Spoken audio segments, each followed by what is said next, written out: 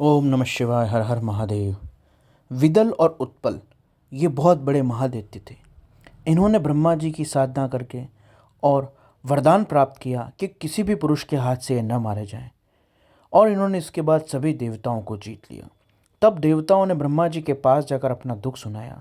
उनकी कष्ट की कहानी सुनकर ब्रह्मा जी ने कहा, तुम लोग शिवा सहित भगवान शिव का आदरपूर्वक स्मरण करो, धैर्य धारण करो।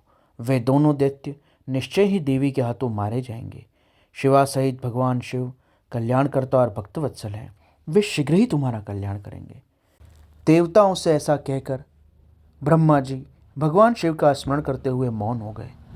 तब देवगण भी आनंदित होकर अपने धाम को लौट गए।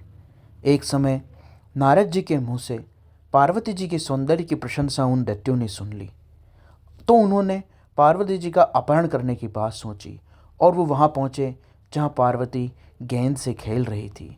वे वहाँ जाकर आकाश में विचरने लगे। वे दोनों दुराचारी थे, घोर दुष्ट थे। उनका मन काम विकार से चंचल हो रहा था।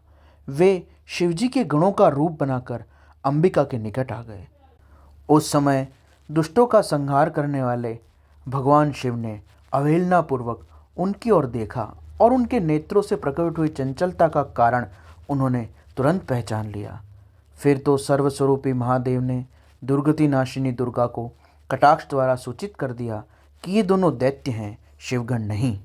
पार्वती जी उस समय महाकौतुकी परमेश्वर शंकर के उस नेत्र संकेत को समझ गई। उसके बाद सर्वज्ञ शिव की अर्धांगिनी माँ पार्वती ने उस संकेत को समझकर उसी गेंद के साथ एक ही साथ उन दोनों पर बड़ी भारी चोट की। तब महादेवी की उस गेंद से आहत होकर वे दोनों महाबली दुष्ट दैत्य चक्कर काटते हुए भूमि पर इस प्रकार गिर गए जैसे तेज वायु के तूफान और झोंकों से चंचल होकर दो पके हुए ताड़ के फल डंठल से टूट के गिर जाते हैं, अथवा जैसे वज्र के आघात से हिमगिरी के शिखर ढह जाते हैं।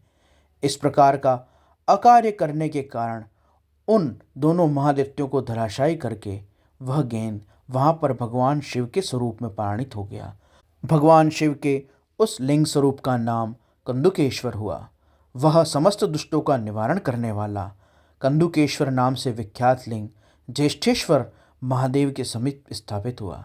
काशी में स्थित यह कंदुकेश्वर भगवान शिव का लिंग दुष्टों का विनाशक, भोग मोक्ष का प्रदाता, सर्वदा सत्पुरुषों की कामनाओं को पूर्ण करने वाला है। जो मनुष्य इस आख्यान को सुनता है, सुनाता है अथवा पढ़ता है, उसे भय और दुख नहीं रहता। वह इस लोक में नाना प्रकार के उत्तम सुख प्राप्त करके अंत में देव दुर्लभ दिव्य गति को प्राप्त करता है। इस रुद्र संहिता का वर्णन करने वाला, पढ़ने वाला, सुनने वाला संपूर्ण मनोरथों को प्राप्त करता है। भगवान शिव को यह रुद्र संहिता बहुत ही प्रिय है। यह शिवजी को सदा प्रिय है, भुक्ति मुक्ति प्रदान करने वाली है। इस प्रकार शिव महापुराण में रुद्र संहिता युद्धखंड का वर्णन यहाँ पर पूर्ण हुआ। ओम नमः शिवाय।